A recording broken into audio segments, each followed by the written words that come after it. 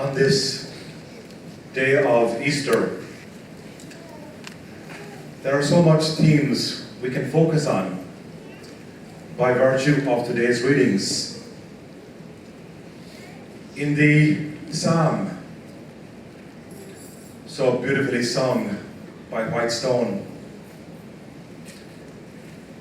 the stone which the builders rejected has become the cornerstone.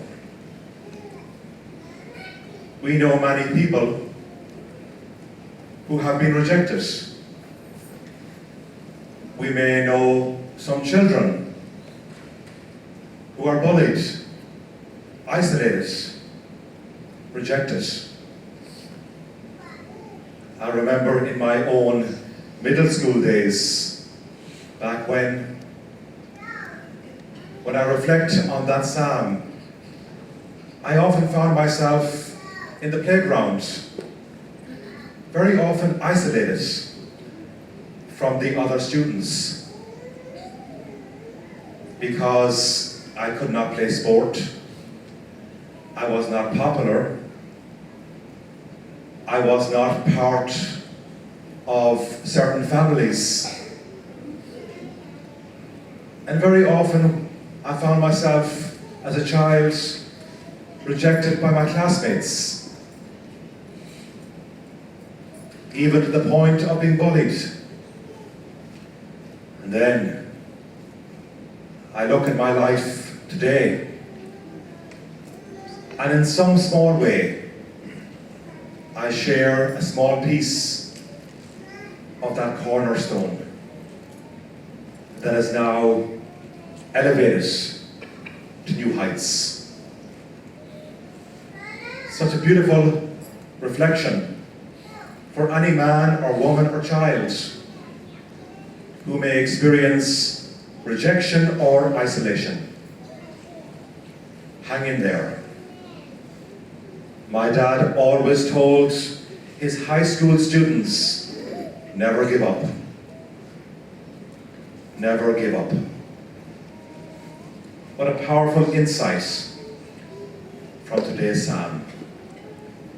And St. Paul, in the second reading, focus on the things above and not necessarily on the things of earth. But we do have to focus on the things of earth. But maybe when we find ourselves at home, at work, in our social circles, if we find ourselves saying or thinking or doing something ungodly, maybe ask ourselves privately, in a moment of reflection, what would God do? What would anything above do? And then situate that response, that discernment into the things of earth. It's certainly a good way to have a balanced approach. Too often we find ourselves unreflective, impulsive. We find ourselves quick to respond, quick to judge. I'm guilty, you're guilty.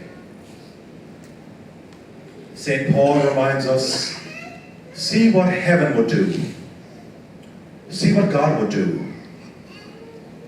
In that moment of silence and discernment, respond accordingly.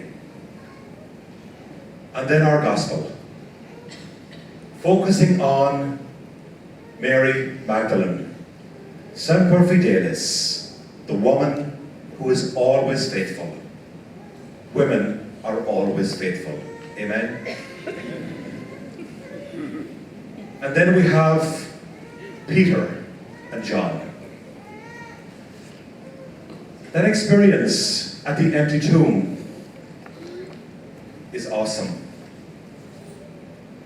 First of all, Mary discovers the tomb empty. She is struggling to reconcile. What happened, my Lord? So she runs to find two good men, Peter and John.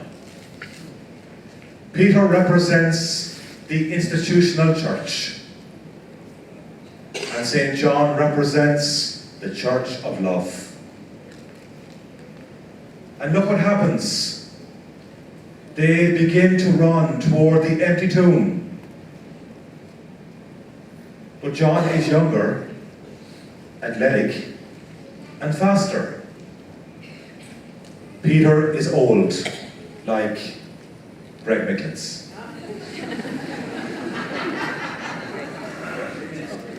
Amen, Greg? John gets to the tomb first. Does he go in? No.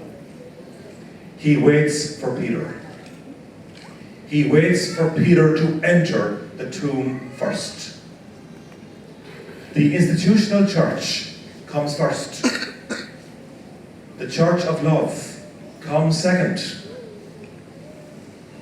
The church of love respects the institutional church and defers always to the primacy of Peter, to the primacy of the apostles, to the primacy of bishops and priests. The church of love comes second. I have no doubt in my mind that John received a prompt from God to stand back and wait for Peter. For the children, what happens inside that tomb? They discover that the burial clothes of Jesus are in the tomb, no body, but the clothes are stacked neatly in a corner of the cave. Which means, children, keep your rooms tidy. Keep your rooms clean. And do not put your clothes scattered all over your bedroom. Is that fair, moms? Is that a true statement? Amen.